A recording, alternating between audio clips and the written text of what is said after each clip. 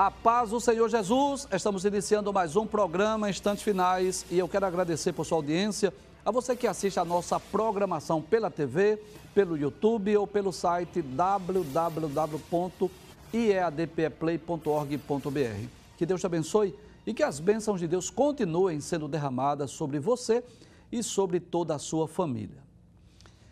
Se você deseja entrar em contato conosco, enviar a sua pergunta, anote aí o número do WhatsApp do programa, 994661010.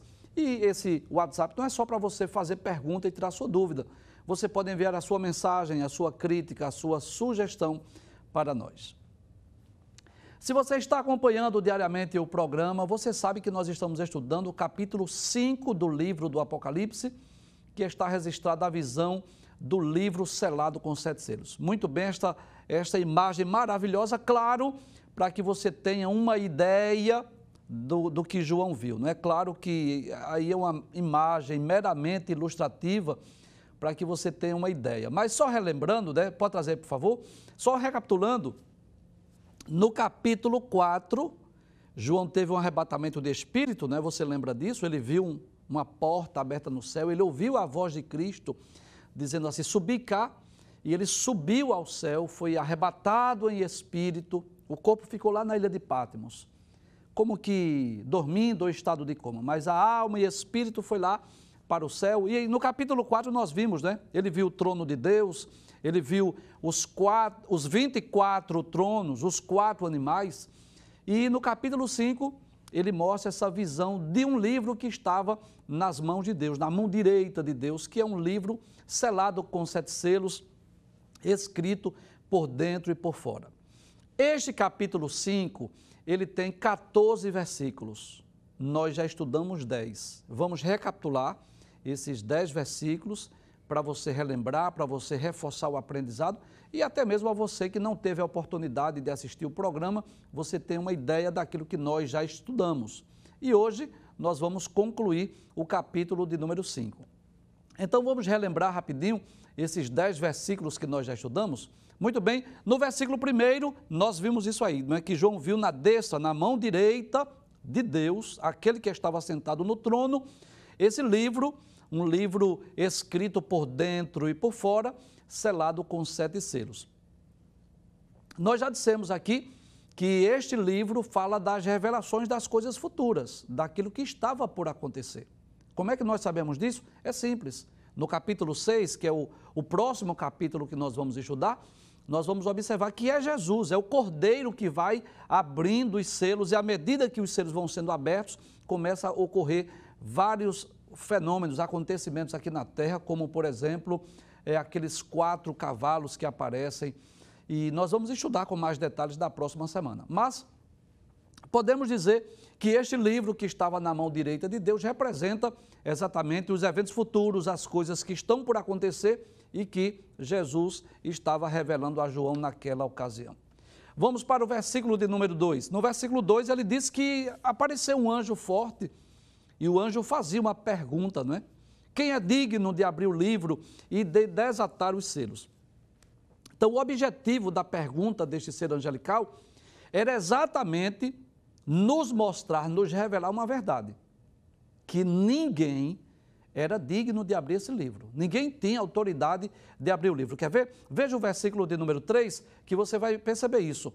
João diz que ninguém no céu, ou seja, nem anjo, nem arcanjo, nem querubim, nem serafim, nem na terra, ou seja, nem reis, nem presidentes, nem monarcas, nem profetas, nem apóstolos, e nem debaixo da terra, ou seja, nem mesmo aqueles que já morreram, nenhum deles podiam abrir o livro.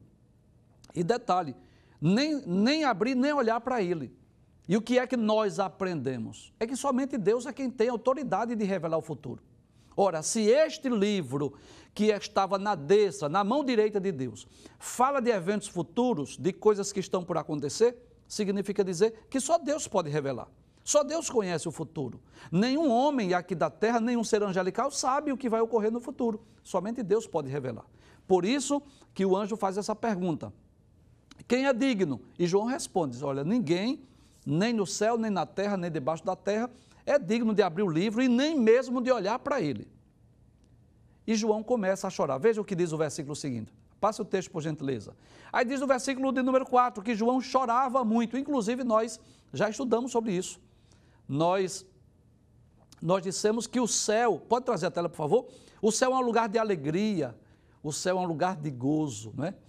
Eu costumo sempre dizer que tem 3 sentimentos que vão prevalecer no céu.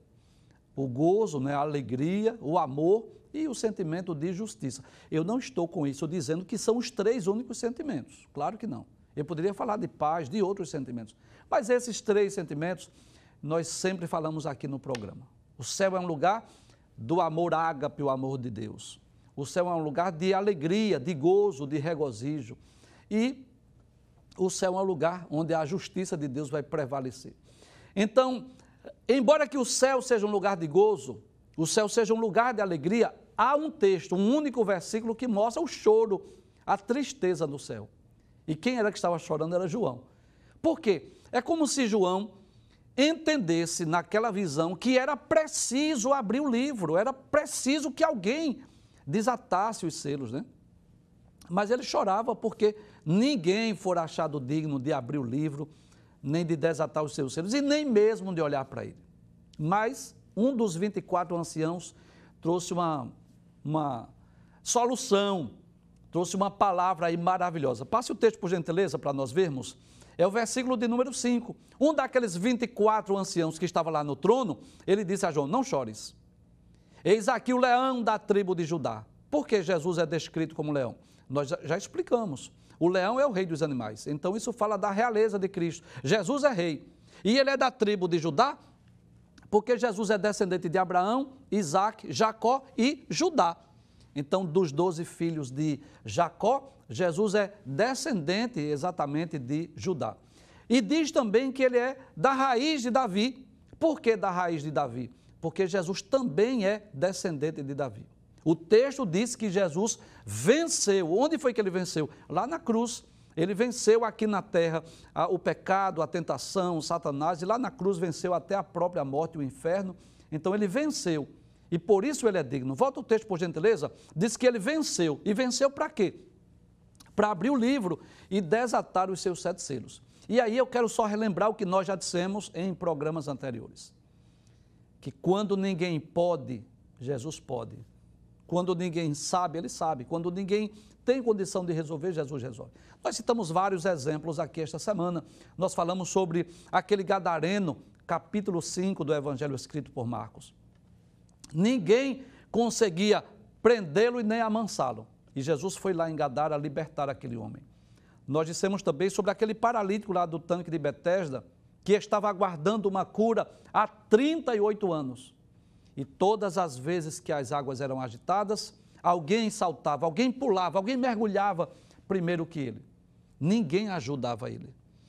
Não tinha ninguém que atirasse ele no tanque. Quando Jesus perguntou assim, queres ficar salvo? Ele disse, olha, eu não tenho ninguém que me atire no tanque. Quando a água é agitada, alguém pula, alguém salta primeiro do que eu. Mas nós dissemos que a obra mais importante que Cristo realizou, aquilo que era impossível aos homens, foi morrer por nós, foi dar a sua vida por nós lá na cruz do Calvário. Então entenda, de forma interpretando o texto, quando o texto diz que Jesus é digno de abrir o livro e desatar os selos, eu estou dizendo no sentido literal que só Jesus é que pode revelar o futuro. Porque esse é o significado do livro selado com 7 selos. Mas nós podemos entender que no plano da salvação ninguém poderia ir à cruz do Calvário morrer por nós e por isso Jesus foi em nosso lugar.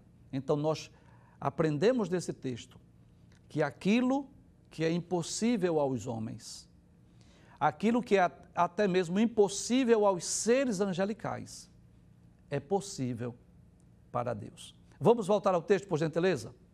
Pode voltar ao texto. Muito bem. Então, o ancião disse, olha, não chores, está aqui alguém que pode abrir. Quem é? É o leão da tribo de Judá, a raiz de Davi, que venceu para abrir o livro e desatar os seus 7 selos. Versículo 6, pode passar, por gentileza. No versículo 6, aí diz que João olhou e eis que estava no meio do trono e dos 4 animais aparece mais um personagem, um ser. Quem é que aparece? Um cordeiro. Então, eu às vezes, lendo, meditando o texto, Eu fico pensando, né, naquele momento glorioso que João teve. Permita-me, mais uma vez, relembrar isso, não é?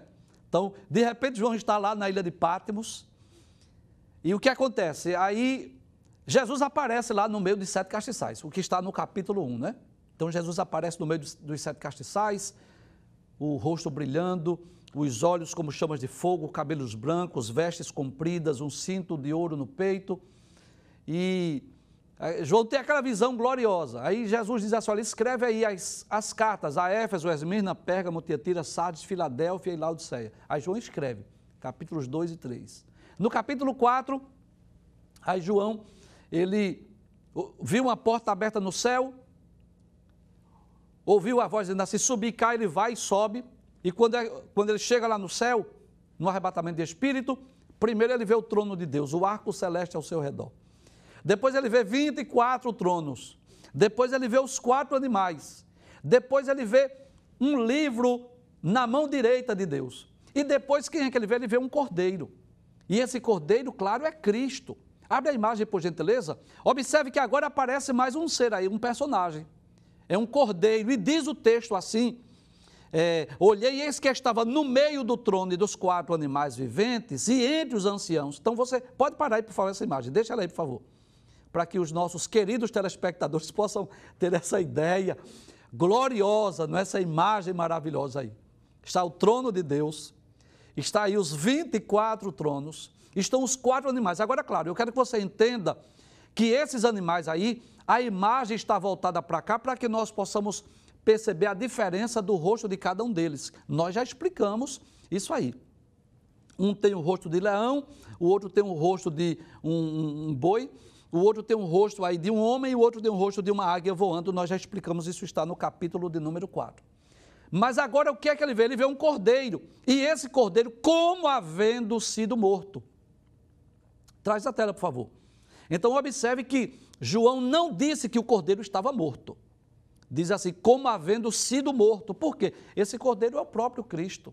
Ele representa o próprio Senhor Jesus, que havia sido morto, mas que ressuscitou. Foi morto, mas reviveu e estava lá agora no meio, lá entre o trono de Deus, os 4 animais e os 24 anciãos. Inclusive é Jesus, é o cordeiro que vai abrir os 7 selos, como nós vamos ver no capítulo de número 6. Volta o texto mais uma vez, porque ele vai trazer algumas informações importantes. Aí ele vai dizer que esse cordeiro tinha 7 pontas, pontas da Bíblia, o chifre fala de autoridade, e 7 é o número da perfeição. Então Jesus tem o poder, isso fala da onipotência de Jesus, o poder completo, perfeito, absoluto. Mas diz que ele tinha também 7 olhos, isso fala da sua onisciência, e diz que esses olhos são os 7 Espíritos de Deus que são enviados a toda a terra. Então, aí é claro que você já sabe, eu só estou reforçando aquilo que nós já aprendemos aqui, não é que existam 7 Espíritos de Deus, mas isso fala da plenitude do Espírito Santo. Pode passar o texto, por gentileza. Pode passar, por favor, muito bem. Versículo 7. Observe agora nessa imagem. Onde é que está o livro? O livro não estava na mão direita de Deus? Muito bem. Onde é que ele está agora? Ele está com o cordeiro, veja. E veio quem? O cordeiro, e tomou o livro. E você deve entender isso. Que esse tomar aí não significa tomar à força. Claro que não. Entenda esse princípio. O Deus Trino subsiste, né? Deus subsiste em 3 pessoas, o Pai, o Filho e o Espírito Santo. E entre essas 3 pessoas não há superioridade, não há rivalidade. O desejo de Deus é o desejo do Filho, é o desejo do Espírito Santo. Então não é que Jesus foi lá e tomou a força. Não, é como se ele pegasse. Por quê? Porque quem é que vai abrir os selos? É Jesus. Então você vê nessa imagem, volta a imagem por gentileza, que o livro já não está na mão direita de Deus. Está onde? Está com o cordeiro, porque é o cordeiro que vai abrir os selos e vai revelar o que está escrito neste livro. Pode passar o texto, o versículo de número 8. Aí diz que quando ele tomou o livro, foi que aconteceu. Veja que momento glorioso. Diz que os 4 animais que representam os seres angelicais Os 24 anciãos que representam os crentes do Antigo e do Novo Testamento, que foi que eles fizeram? Prostraram-se diante do Cordeiro, não é? E o que eles tinham? Eles tinham harpas em suas mãos, instrumentos de música, isso fala do louvor, da adoração, mas ele também tinham salvas de ouro cheias de incenso, que são as orações dos santos. E eu quero relembrar o que nós já dissemos, que no céu não existe oração. O céu é um lugar onde o ministério da oração, da intercessão vai cessar. Nós vamos orar para quê no céu? Para nada, não há necessidade. Mas esses santos aí, essas salvas de ouro, fala da oração dos santos que estão na terra. Inclusive nós lemos capítulo 8, versículos 1 a 3, que fala que as orações dos santos, elas sobem e elas chegam à presença de Deus. Então, pela fé, nós aqui na terra nos curvamos, nós nos prostramos diante de Deus, mas esta oração, ela sobe à presença de Deus. E por isso o livro do Apocalipse mostra. Veja que os 4 animais, os 24 anciãos, não estavam orando, não, porque lá não tem necessidade. Anjo não ora. Os santos que estão lá no céu, no paraíso, também não fazem preces nem oração. Agora, essas orações falam exatamente das orações dos santos que chegam à presença de Deus. Inclusive, nós dissemos aqui, né, que um dos maiores privilégios da vida cristã, a vida cristã é cheia, repleta de privilégios, né, de benefícios, o nome escrito no livro da vida, o perdão dos pecados, a certeza de vida eterna, a certeza da ressurreição, de no futuro termos corpos gloriosos, incorruptíveis, semelhantes ao corpo de Cristo. Mas já na presente era, no presente século, um dos maiores privilégios do cristão é poder ir à presença de Deus, poder adentrar pela fé, claro, a presença de Deus e falar com aquele que é dono do universo. Vamos voltar ao texto mais uma vez? Aí diz que eles prostraram-se e eles tinham harpas, que fala de instrumentos de música, e tinham salvas de ouro cheias de incenso, e esse incenso são as orações dos santos. Versículo 9, pode passar o texto, por favor. Aí eles cantaram. Quem era que estavam cantando? Os 24 anciãos e os 4 animais. E eles cantavam dizendo assim: digno és. Quem é que é digno? Claro, você sabe, o Cordeiro. Ele é digno de fazer o quê? De tomar o livro, de abrir os seus selos. Mas por que ele é digno? Ele vai dizer: porque foste morto e com o teu sangue compraste para Deus homens de toda tribo e língua e povo e nação. Nós já dissemos aqui esta semana, eu estou só relembrando, que Jesus realizou muitas obras aqui na terra. Jesus ficou conhecido pelos seus milagres, ficou conhecido pelos seus ensinos, mas a maior e mais importante obra que Jesus realizou foi exatamente ir à cruz do Calvário para morrer pelos nossos pecados. Foi lá na cruz do Calvário onde ele pagou o resgate da humanidade, onde ele nos comprou para Deus. E é por isso que o texto diz que ele é digno de abrir o livro e desatar os selos, porque ele foi morto. E com o seu sangue ele comprou para Deus esses homens de todas as tribos. Vamos ver o texto? Volte por gentileza.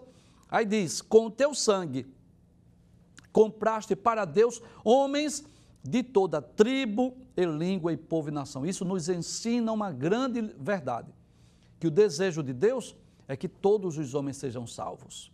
É que a salvação não é apenas para o povo judeu, para os descendentes de Abraão, Isaque e Jacó, de forma alguma. A salvação é para homens de toda a terra. Pode passar o texto mais uma vez, por favor? Versículo 10, que é o último versículo que nós estudamos.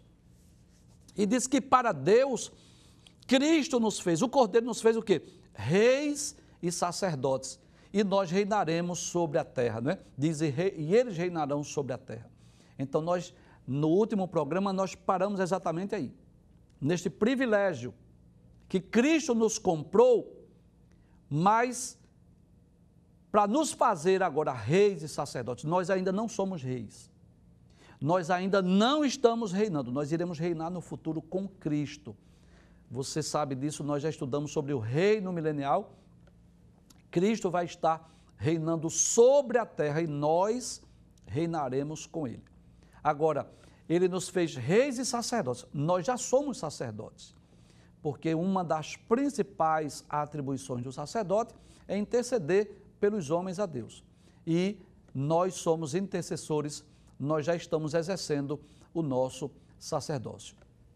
Então, esses 10 versículos nós já estudamos, hoje foi só uma recapitulação, para que você possa relembrar, reforçar o aprendizado. De repente você perdeu algum programa esta semana, você pôde agora ter essa síntese, esse resumo daquilo que nós estudamos. Hoje nós vamos estudar a partir do versículo de número 11 e vamos concluir o estudo do capítulo de número 5 do livro do Apocalipse. Veja o que diz o versículo de número 11. Muito bem, diz assim: e olhei e ouvi a voz de muitos anjos ao redor do trono e dos 4 animais e dos anciãos, e era o número deles milhões de milhões e milhares de milhares. Então observe aí que nesse texto, João diz que ouviu a voz de muitos anjos ao redor do trono, e era o número deles milhões e milhões e milhares de milhares. Isso nos ensina que o número dos seres angelicais ele é muito vasto. Nós não sabemos ao certo quantos anjos foram criados por Deus, mas nós podemos afirmar que existem milhares de anjos do céu. Inclusive, o evangelista Lucas ele diz, não é, que na noite que Jesus nasceu, ele disse que apareceu aos pastores de Belém uma multidão dos exércitos celestiais. Abra a sua Bíblia e leia comigo, no Evangelho escrito por Lucas, no capítulo 2, o versículo de número 13, é um texto bem conhecido que nós costumamos ler na noite de Natal, Lucas capítulo 2, versículo 13, na ocasião em que o anjo aparece aos pastores lá de Belém, e o texto diz assim: e no mesmo instante apareceu com o anjo uma multidão, observe, multidão dos exércitos celestiais, louvando a Deus e dizendo: glória a Deus nas alturas, paz na terra, boa vontade para com os homens. Então veja que a Bíblia não diz quantos anjos existem, mas fala aqui de multidão dos exércitos celestiais. Jesus também, na noite em que foi traído, ele disse a Pedro que poderia rogar a Deus e Deus enviaria mais de 12 legiões de anjos para lhe defender. Isso está em Mateus, capítulo de número 26, versículos 52 e 53. É aquela ocasião, né, você sabe, que Pedro puxou a espada, feriu a orelha de Malco, o servo do sumo sacerdote. E é nessa ocasião que Jesus restaura a orelha de Malco.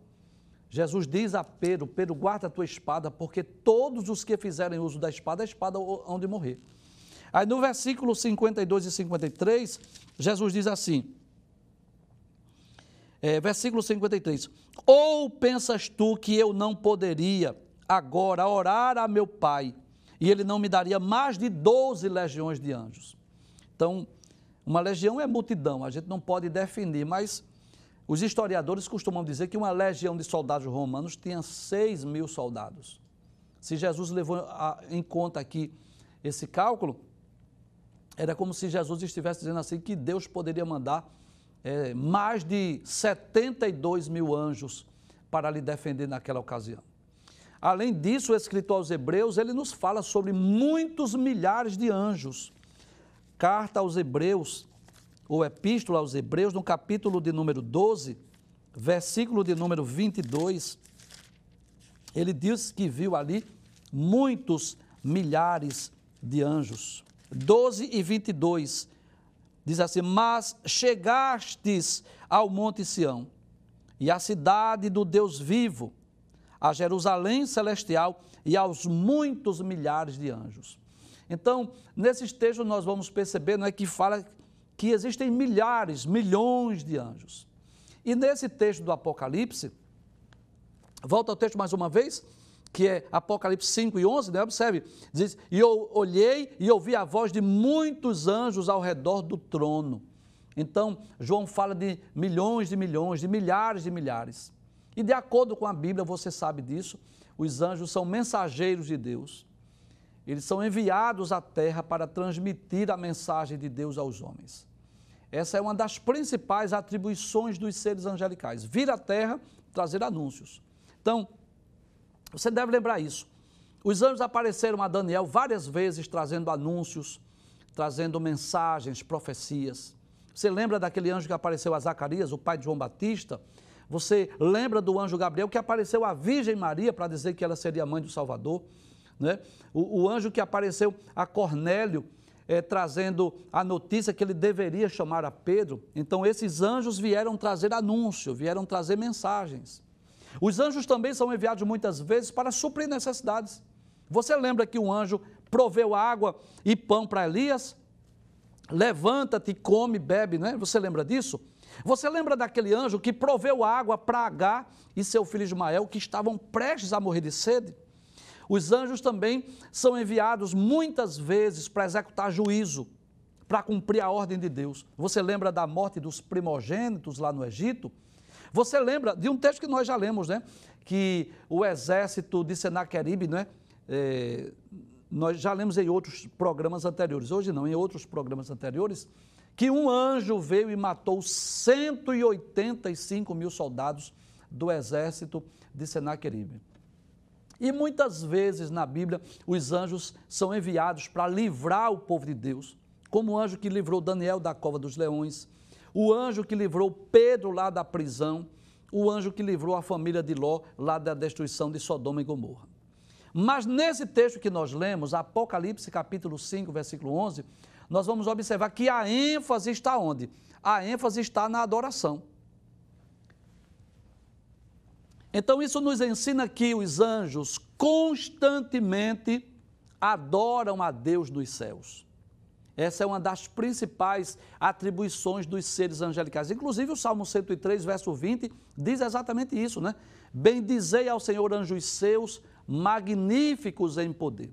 Então, os anjos estão constantemente no céu também, adorando aquele que está assentado no trono. Vamos só reler mais uma vez o versículo 11? Mais uma vez, por favor. E olhei e ouvi a voz de muitos anjos ao redor do trono. Observe que coisa interessante. Pare essa imagem, por favor. Muito bem. Observe que João tinha visto o trono de Deus, os 24 tronos, tinha visto os 4 animais, tinha visto o cordeiro. E agora, o que é que João vê? O número de anjos, milhões de milhões e milhares de milhares que estavam ao redor do trono. Versículo 12, passe o texto por gentileza. Versículo 12, o que é que diz? Pode passar, por favor. Muito bem, diz assim, que com grande voz diziam, ou seja, os anjos diziam assim, digno é o cordeiro que foi morto de receber poder e riquezas e sabedoria e força e honra e glória e ações de graças. Então observe agora que esta era a voz dos seres angelicais. E é interessante nós observarmos, né? Que período o livro do Apocalipse foi escrito? Foi escrito no período em que os imperadores romanos exigiam títulos para si de rei e de senhor. Lembra disso? Quando nós estudamos as 7 cartas, várias vezes nós dissemos isso.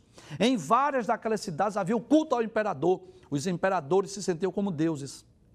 Se sentiam como deuses pela posição elevada que eles ocupavam, né? Eles até exigiam adoração. Mas observe que coisa interessante. O cântico diz que somente o cordeiro, aquele que foi morto, é ele que é digno de adoração, é digno de louvor, é digno de ações de graças. E por que ele é digno? O texto diz, porque ele foi morto, foi ele que morreu por nós. Quando nós estávamos destituídos da glória de Deus, quando nós estávamos separados de Deus, posso dizer assim, quando nós estávamos caminhando para o inferno, Jesus morreu por nós, Jesus morreu pelos nossos pecados.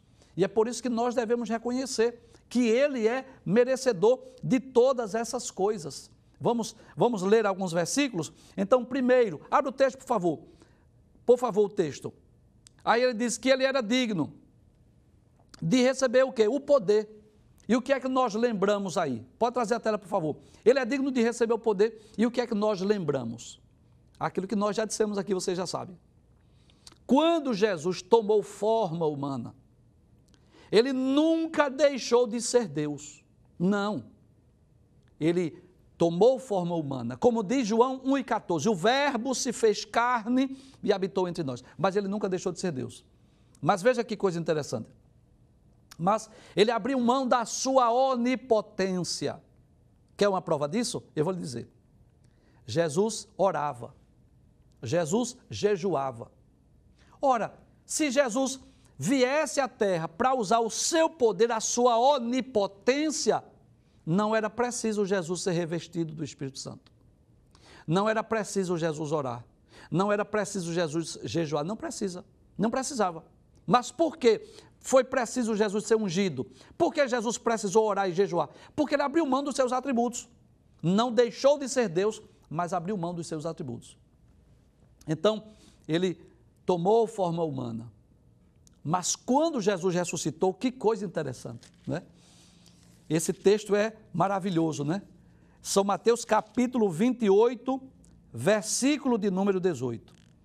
E chegando-se Jesus falou-lhes dizendo, isso é após a sua ressurreição. O que é que ele disse? É-me dado todo o poder no céu e na terra. Glória a Deus. Então, por isso que os anjos dizem, volte o texto, por gentileza, para nós conferirmos. Os anjos dizem assim, digno é o Cordeiro, que foi morto de receber o poder. Glória a Deus. Mas não só o poder, diz que ele é digno de receber riquezas. Volta o texto, por favor. O poder e riquezas. Então, na realidade, ele já é rico desde o princípio.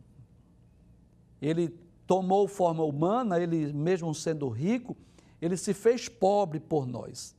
Mas ele é digno de toda a riqueza.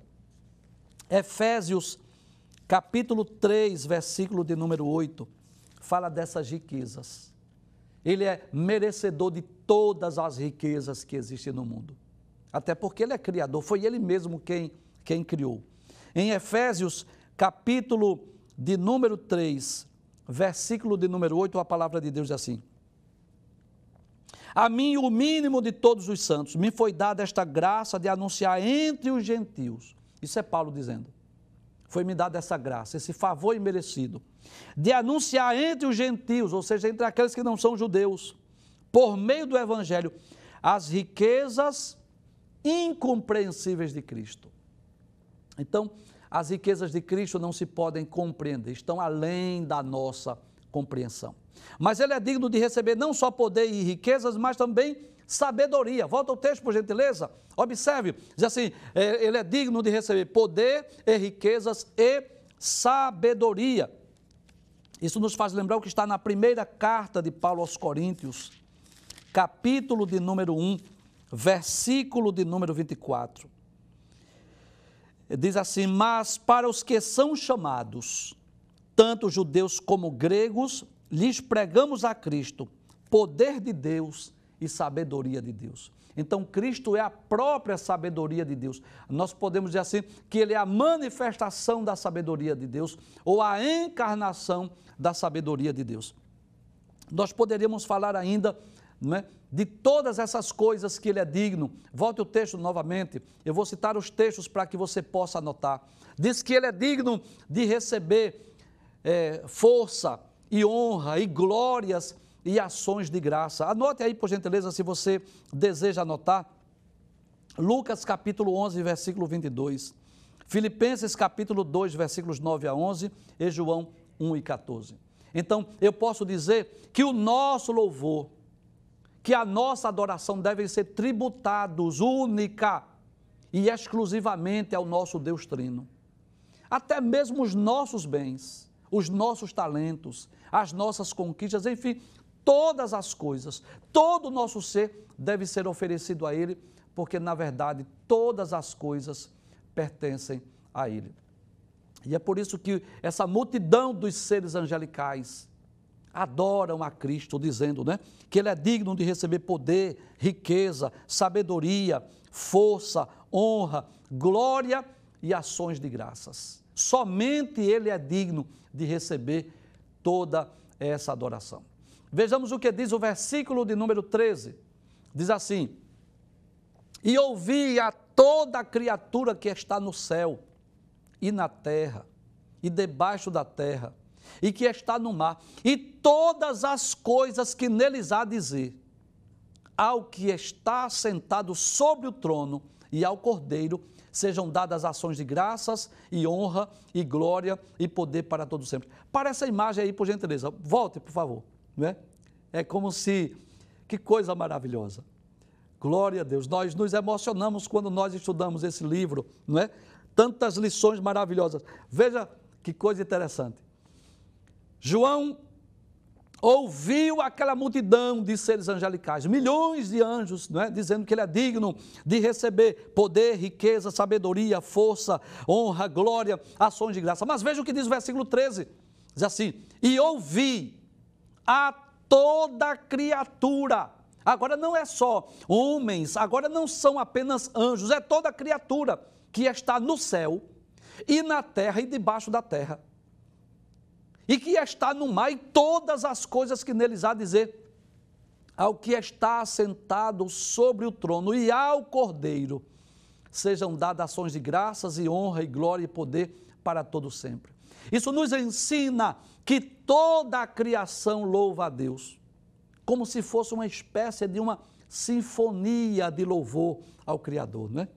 E esse texto nos faz lembrar o que está lá no Salmo de número 148.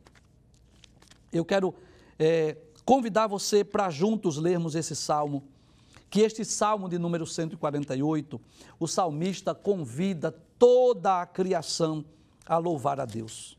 Eu vou ler rápido, mas é importante nós lermos a epígrafe, o título deste salmo anônimo diz, toda a criação deve louvar ao Senhor. Diz assim, louvai ao Senhor desde os céus, louvai-o nas alturas, louvai-o todos os seus anjos, louvai-o todos os seus exércitos, louvai-o sol e lua, louvai-o todas as estrelas reluzentes, louvai-o o céu dos céus e as águas que estão sobre os céus, que louvem o nome do Senhor, pois mandou e logo foram criados.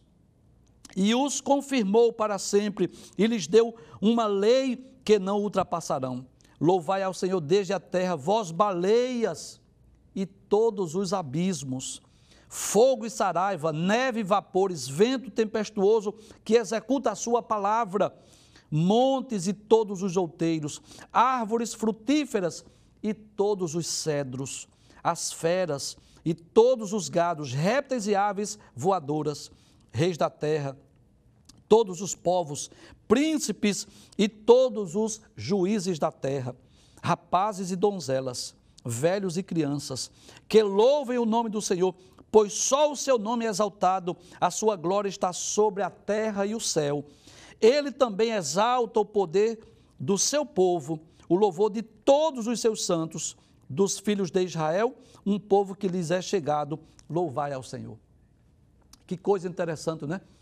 Toda a criação, até mesmo os ventos, até mesmo os fenômenos da natureza são convidados a louvar a Deus. Agora, é claro que você entende isso, que há uma diferença entre o louvor dessas criaturas e o louvor dos seres humanos ou dos seres angelicais. E qual é a diferença?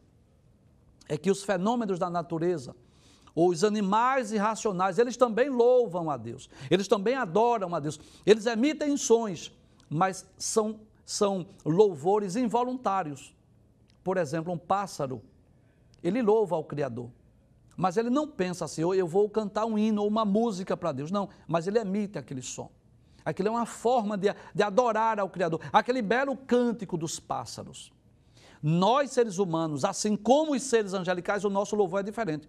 Nós fazemos isso com consciência, nós fazemos isso com emoção, com coração, com fervor, com o nosso íntimo, com o nosso ser, né? Então, o nosso louvor, ele é voluntário, ele é racional, enquanto o louvor das demais criaturas é um louvor também a Deus, mas é um louvor irracional. Eu quero ler mais uma vez esse versículo 13, porque ele nos traz, né, essa grande lição. Que imagem maravilhosa! É como se João ouvisse agora a voz Depois de ouvir aquela multidão dos seres angelicais, ele ouve agora toda criatura. Mas criatura onde? Do céu, da terra, de debaixo da terra, até mesmo aquelas que estão nos mares, lá no oceano. Todas as criaturas, é dizer, ao que está sentado sobre o trono e ao Cordeiro sejam dadas ações de graças e honra e glória e poder para todo sempre. Finalmente, o versículo de número 14, para concluirmos o estudo desse capítulo, versículo 14, diz assim: e os 4 animais diziam, amém, e os 24 anciãos prostraram-se e adoraram ao que vive para todo sempre. Então, como nós já dissemos em programas anteriores, os 4 animais representam os seres angelicais. Os 24 anciãos representam a totalidade do povo de Deus. Isso nos ensina que o louvor, que a adoração no céu são constantes. Um dos objetivos do livro do Apocalipse é demonstrar isso, que o louvor a Deus no céu ele é permanente. O céu é um lugar de louvor a Deus. A Bíblia está cheia de cânticos, não é? Principalmente no livro do Apocalipse. Apocalipse capítulo 5, versículo 9. Apocalipse capítulo 7, versículos 11 e 12.